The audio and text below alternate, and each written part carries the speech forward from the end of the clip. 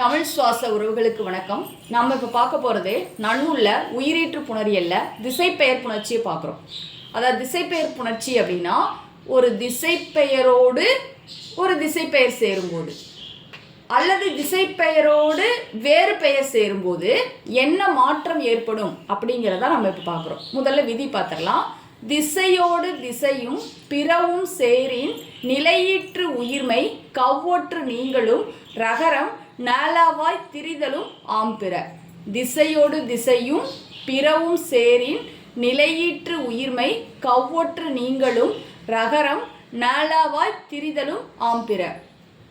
திசையோடு திசைனா கீழே எடுத்துக்காட்டு பாருங்க. வடக்குங்கிற திசையோடு மேற்குங்கிற திசை சேரும்போது, அப்போ திசையோடு திசை சேரும்போது நிலையீற்று உயிர்மை.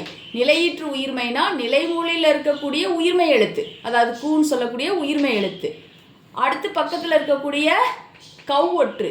கவ்வொற்று அப்படின்னா இக்குன்னு சொல்லக்கூடிய மெய்யெழுத்து. அப்போ நிலையீற்று உயிர்மையும் கவ்வொற்றும் நீங்கிவிடும். அந்த நிலைமொழியில் இருக்கக்கூடிய உயிர்மை எழுத்தும் மெய்யெழுத்தும் இரண்டும் நீங்கி வடக்கு கூட்டல் மேற்குங்கிறது வடமேற்கு இந்த மாதிரி புணரும். அதாவது திசைப்பெயரோடு அந்த திசைப்பெயர் சேரும்போது நிலையீற்று உயிர்மையும் கவ்வொற்றும் நீங்கி வடமேற்கு இப்படி புணருது. அடுத்து பார்த்திங்கன்னா வடக்கு கூட்டல் கிழக்கு. இதுவும் அதே போல தான்.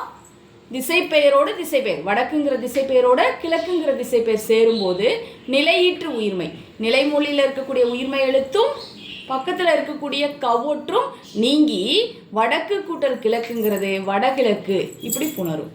அடுத்தது பார்த்தீங்கன்னா திசைப்பெயரோடு பிற பெயர் சேருது. அப்போ தெற்குங்கிற திசைப்பெயரோடு மலைங்கிற பிறப்பெயர் சேரும்போது, அப்போ திசையோடு பிறப்பெயர் சேரின் நிலையீற்று உயிர்மை.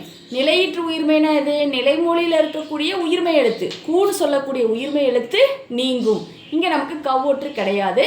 அதனால் நிலையீற்று உயிர்மை நீங்கி கடைசியாக பார்த்தீங்கன்னா ரகரம் நாலாவாய் திரிதலும் ஆம்பிற அப்படின்னு விதியில் இருக்கும். அதில் ரகரம் ஒரு சில இடங்களில் நகரமாக தெரியும், ஒரு சில இடங்களில் லகரமாக தெரியும். அப்போ தெற்கு கூட்டல் மலையில் இந்த ரகரம் நகரமாக திரிஞ்சு தெற்கு கூட்டல் மலைங்கிறது தென்மலை, ரகரம் நகரமாக திரிஞ்சு தென்மலை இப்படி புணரும். அடுத்தது பார்த்திங்கன்னா மேற்கு கூட்டல் நாடு. இது திசைப்பெயரோடு பிறப்பெயர் சேருது. மேற்குன்னு சொல்லக்கூடிய திசைப்பெயரோடு நாடுங்கிற பிறப்பெயர் சேரும்போது நிலையீற்று உயிர்மை, அந்த நிலைமொழியில் இருக்கக்கூடிய உயிர்மை எழுத்து நீங்கி ரகரம் லகரமாக திரியுது. ரகரம் நாலாவாய் திரிதலும் ஆம்பிறன் நமக்கு விதியில் இருக்கு இல்லைங்களா? அந்த மாதிரி ரகரம் லகரமாக திரிஞ்சு மேற்கு கூட்டல் நாடுங்கிறது மேல் நாடு இப்படி புணரும். இந்த மாதிரி திசைப்பெயரோடு திசைப்பெயர் சேரும்போது நிலைமொழியில் இருக்கக்கூடிய உயிர்மை எழுத்தும், நிலையீற்று உயிர்மைனா நிலைமொழியில் இருக்கக்கூடிய உயிர்மை எழுத்தும் கவ்வொற்று நீங்கி, இப்போ பாருங்கள் வடக்கு கூட்டல் மேற்கில் இந்த ரெண்டும் நீங்கி வடமேற்கு அப்படி புணருது. வடக்கு கூட்டல் கிழக்குலையும் நிலையீற்று உயிர்மையும் கவ்வொற்று நீங்கி வடக்கு கூட்டல் கிழக்கு வடகிழக்குன்னு புணருது. அடுத்து பார்த்திங்கன்னா திசைப்பெயரோடு பிறப்பெயர் சேரும்போது நிலையீற்று உயிர்மை நீங்குது.